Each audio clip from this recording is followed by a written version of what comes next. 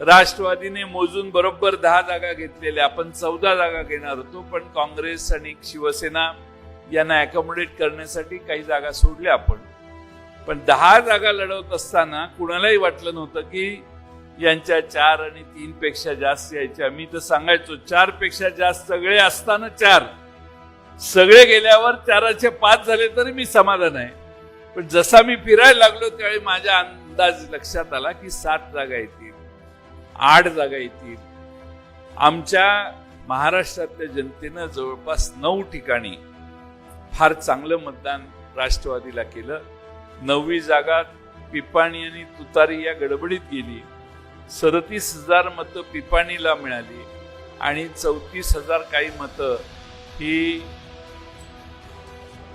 मताने आमचा उमेदवार पराभूत झाला. बाकीची कारणं आहेत. या निवडणुकात प्रचंड महापूर पैशाचा आम्ही बघितलं.